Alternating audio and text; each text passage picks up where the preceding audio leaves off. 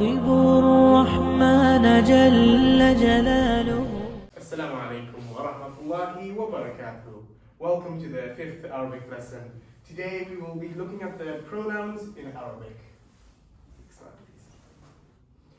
So today we will be learning the subject pronouns and the possessive pronouns, and we will look at the differences of these two, inshallah ta'ala. So next slide. So first we have the subject pronouns. So these are the pronouns which describe the person who does the action. For example, you would have in English he, she, they, etc. These describe those doing the action. In Arabic, we also have these types of pronouns. One thing to note is that in Arabic, we have a dual form, meaning in English you only have singular and plural. In Arabic, it's a bit different. You have singular, which is for one person, dual, which is for two persons, and plural, which is for three and more. That's very important to note. Because in English, the thing is that you'd have singular for one person. Yes, one person for singular. And dual in Arabic is for two people. Yes, and plural is three or more people, whereas in English, plural is two or more people. So let us look at these pronouns. So we have it in this order, which goes as, so these are third person, these are, alright, up to here is third person, yes? Up to there is second person, and this is first person. So within these we have the masculine and feminines as well. So let's look at it. There's actually a way of remembering these as well, just a way to read it. Huwa, huma, hum, hiya, huma, hunna, anta, antuma, antum, anti, antuma, antunna, ana, nahnu. That's how you remember, that's how you memorize it. There's a pattern for that. So let's break it down. Let's go into depth of these then. So we have the first one, which is huwa. Huwa means he. Like it's a third person, it's a singular, and it's a masculine. He. This is exactly the same as he, huwa. Now, when it comes to the next one, huma. So it says they there, but it's actually the dual form for he. So those two males. So it's not exactly, it doesn't line up exactly with English, because in English you don't have the dual, as explained before. This is the when you're describing two males. So it's still the third person, it's dual and masculine. And then you have hum, which means they. This is our plural when there is three or more people being described. So hum, they, which is also third person, and it's masculine. We'll look at these with examples later on after we go through these. So then we have hiya, which means she, exactly the same as she, singular, feminine, and third person. Then we have huma, which is the same as the one for masculine. This is also the dual for female, third person, when it describes two girls, two females. Exactly the same as the masculine one, huma, huma. And then you have hunna, as we had hum for male here, they, hunna is they for female, for feminine. In English, you don't have masculine and feminine pronouns, just say they. In Arabic, hum for male is they, and hunna is they for female, feminine. And now we go into our second person. Second person refers to you, when you're referring to you, and that person which we just did refers to when you're describing someone which is in your pronouns, he or she or they. So when we come to the second person here, first we have anta. So anta means you, for when you're describing a male, anta, which is singular, and it is masculine and second person. And if we were to make this dual, so for two people, so you two, male, that would be antuma, you two, which would be masculine, dual, and second person. And then when we look at plural for you, it will be antum. So, which means you all in masculine, in second person and plural form. In English, you don't go into much depth at all. You just say you all or you. But no, in Arabic, we have different words for different formats and different genders. So that was the second person for male, masculine. And when we go into the second person for feminine, we have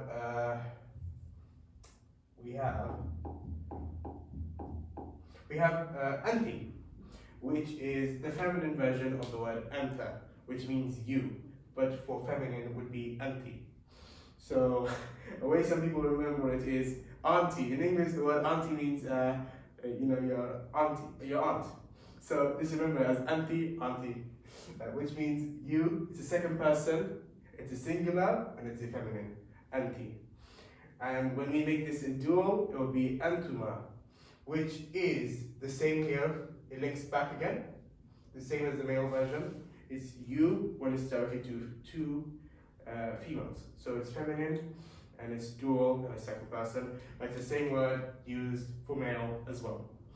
And then we have antunna, which is the second person, but it is your plural. But when it's the second person and for feminine, so antunna, you all, but it's referring to the female side. And then you have the first person, the most common, ana, which means I. This is the same for masculine, feminine, whatever. You'd say ana, I. And this is first person, this is singular. And nahnu. Nahnu is we. It's the same whether it's for nahnu, it's the same whether it is a dual form or a plural form. Nahnu, we. For both plural and for both dual, and it's first person. Now let's put these into some examples. Alright, so first we had huwa, wasn't it? So if we put that into example, last lesson we learned some adjectives when we looked at the superlatives and that. So if anyone can remember some adjectives, let's put these together. So huwa, let's say huwa qawi, which would mean he is tall.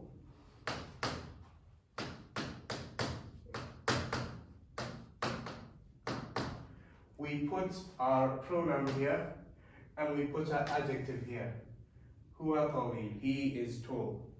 Now, what was the next one? Do you remember? Huwa, huma. Yes, huma. Huma is our dual for masculine, third person. So those two.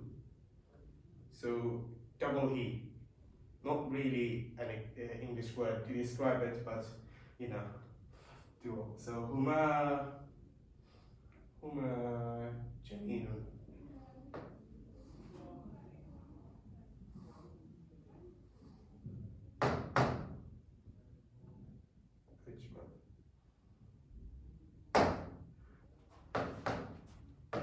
Those two.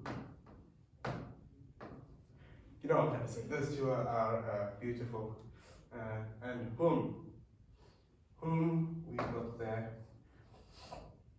which is our plural for a third person. So they. For example, we could say whom, an adjective, hum qasirun, they are short. I'm not going to write it, it was not working, but anyways, same thing for feminine, when we go into the feminine third person, just in feminine we add a ta marbuta after that adjective, as we learned prior. So basically what we do, if the board were now, is it?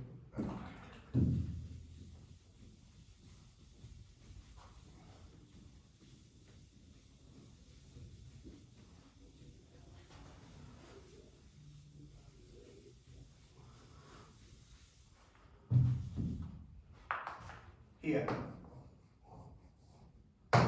which is she, we learned that. Now, we could put an adjective at the end. What do we want to put? We could put, let's say, which one haven't we done?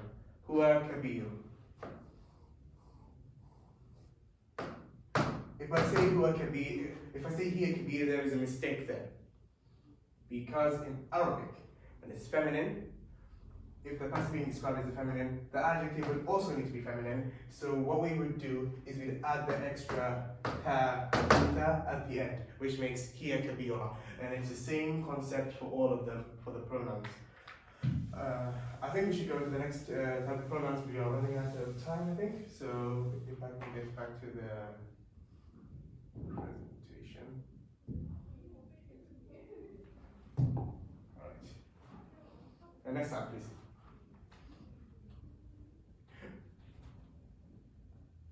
Yes.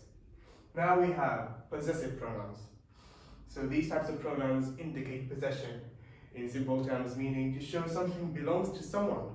For example, in English you have his, her, theirs, whatever. These describe the person to whom it belongs. In Arabic we also have these types of pronouns.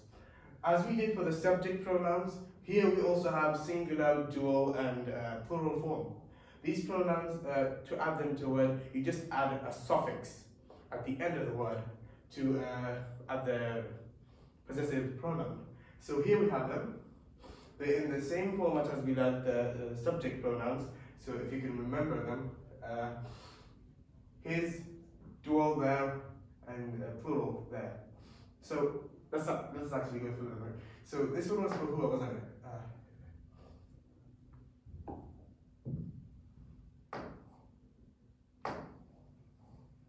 Hua. So hua was our first pronoun when it comes to subject pronouns.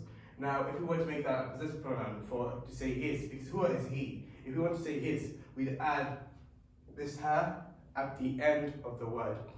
For example, we could say for a kitab, kitabuh, which means his kitab, his book.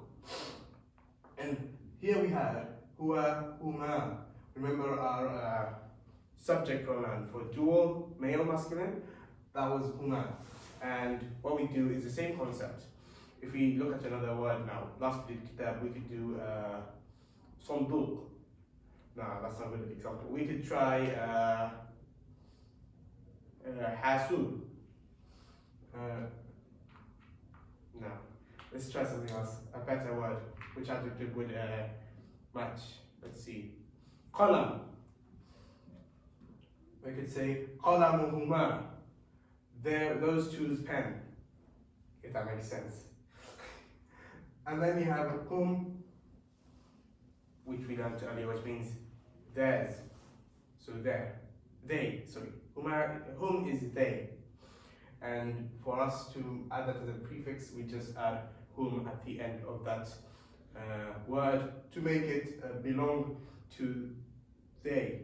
So that would make the word there when we add it to the word. For example,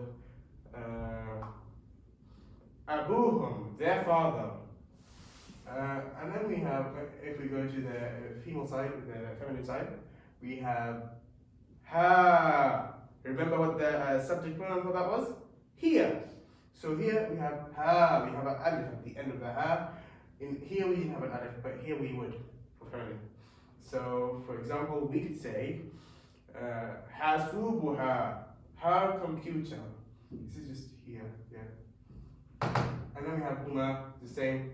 For example, for dual, for third person feminine.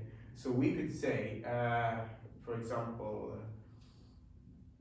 maktabahuma. Those two's maktab, which means maktab, desk. And then hunna. We learned hunna, which means they, but in plural for feminine.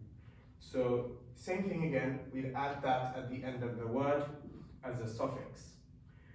For example, we could say, what adjectives are there? You know, give me an adjective. In English, just give me an adjective and I'll try to translate. Shiny. Shiny. Oh no, not an adjective. Just give me a normal word, please. Yes, sorry, I'm really confused. Just a normal word, something which could belong to someone. An object. A bag. A bag.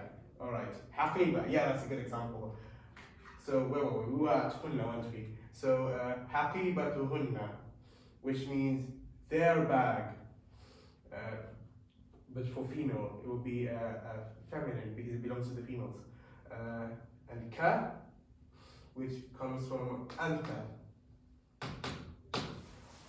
Kitabuka, your book. For example, we also have kuma here, which is from antuma. What's this?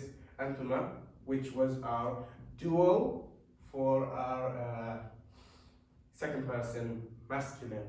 So here, for that we'd add a kuma at the end. For example, what could we say? Kursi means chair. Kursi yukuma. You two's chair. It doesn't really make sense, but you know, I don't have that many words in my head at the moment. And then we have the word kum, which is antum.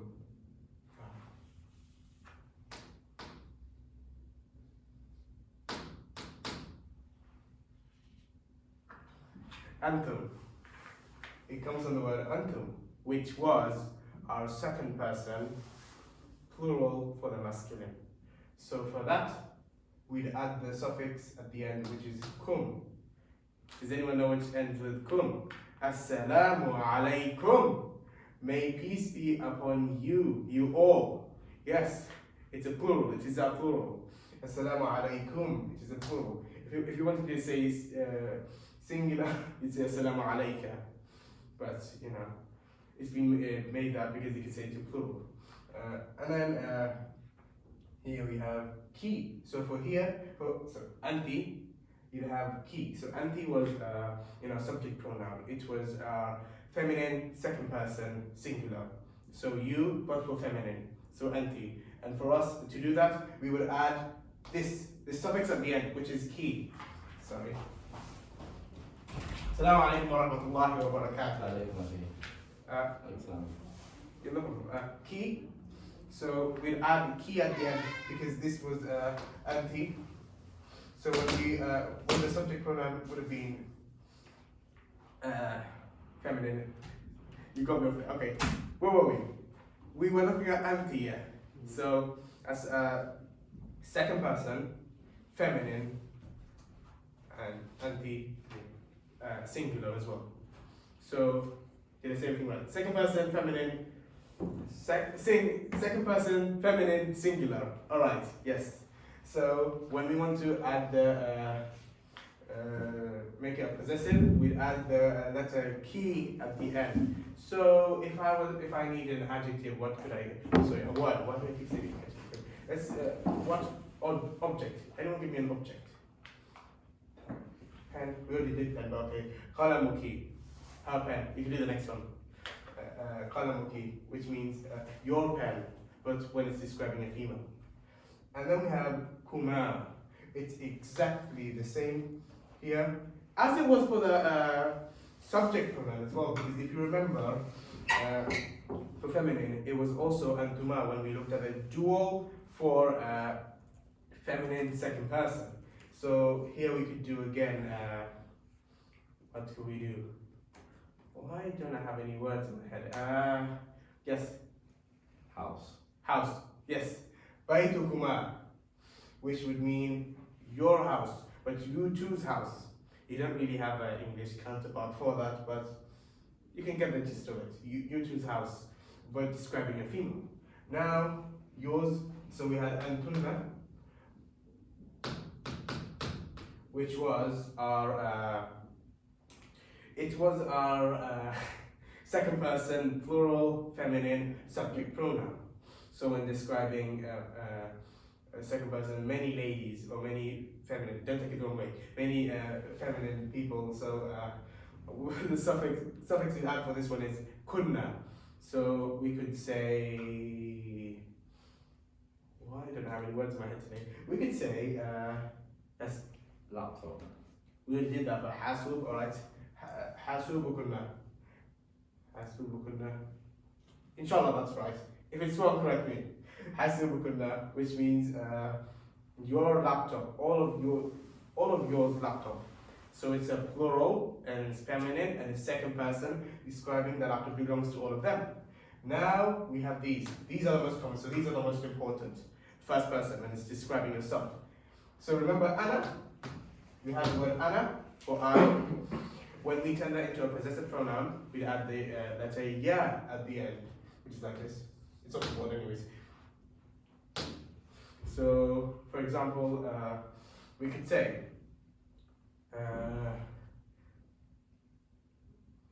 we could say la ilaha illallah. My phone. Phone, forgot what phone was. We could say qalami, my pen, kitabi, my book.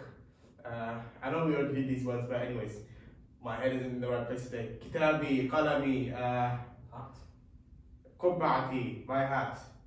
And then our. So nahnu, remember nahnu? Our subject pronoun was nahnu, which means ours, both for dual and for plural. So we could say kitabuna, because the suffix for nahnu would be a nun and an alif, which would make na with added at the end. So kitabuna, our book, or qalamuna, our pen, or kubatuna, our hat, or where is it today? Glasses. Glasses. Nadharatuna, our glasses. Yeah. Inshallah that makes sense. I think we've reached the end of the lesson. Wassalamu alaikum wa rahmatullahi wa barakatuh.